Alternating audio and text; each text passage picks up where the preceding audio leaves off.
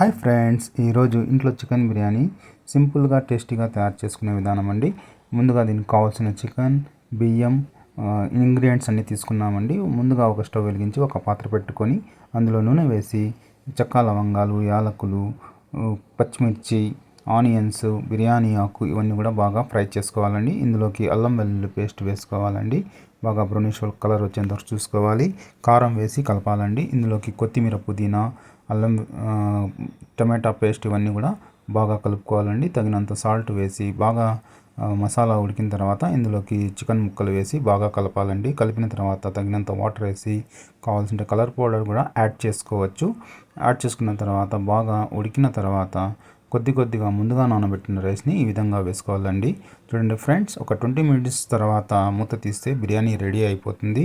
Friends, Sunday special వేడి వేడి బిర్యానీ అందరూ లాగించండి, లైక్ చేయండి, సబ్స్క్రైబ్ చేయండి. Thank you.